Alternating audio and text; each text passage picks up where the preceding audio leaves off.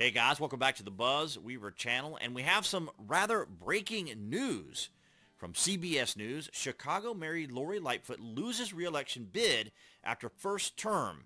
Challengers advance to runoff. Oh boy, we have some changes coming to Chicago. Paul Vallas and Brandon Johnson will meet in a runoff to be the next mayor of Chicago after voters on Tuesday denied incumbent Lori Lightfoot a second term, issuing a rebuke to a leader who made history as head of the nation's third largest city. Yeah, now, that historical reference and accomplishments are going to be, of course, determined by who writes the story, but I'm sure if it was written by a different news agency, the historical value and or the history of what this woman did there might be entirely different.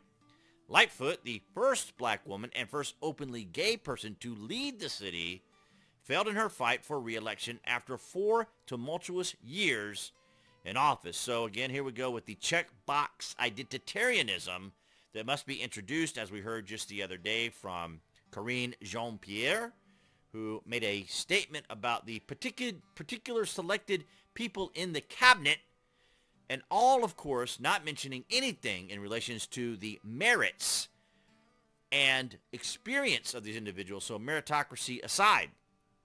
It was the first time in 40 years that an incumbent Chicago mayor was defeated after one term when Jane Byrne lost to Harold Washington, CBS Chicago reported. With about 98% of the vote counted, Vallas and leading with 34%, and Johnson was in second place with 20%, the station said. Lightfoot trailed in third place with 17%.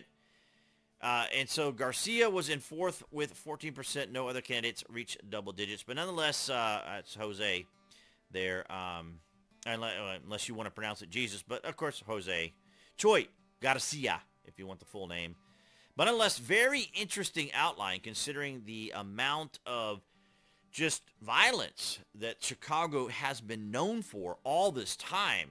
And, of course, a lot of that blame was on Lori Lightfoot. But, I should say, rational, cogent people wanted to know why there was such a disparity in the crime and activity and just the whole activity of the city and just the way she handles things in general. Because if we go over here to, of course, we're going to go to or security.org, which U.S. cities are the most dangerous? And to just kind of emphasize this here, number of violent crimes by city. Now, this goes back to December of 2022 when it was last updated. But as you can see here, Chicago is in third place. Chicago, obviously a very large city here in the United States.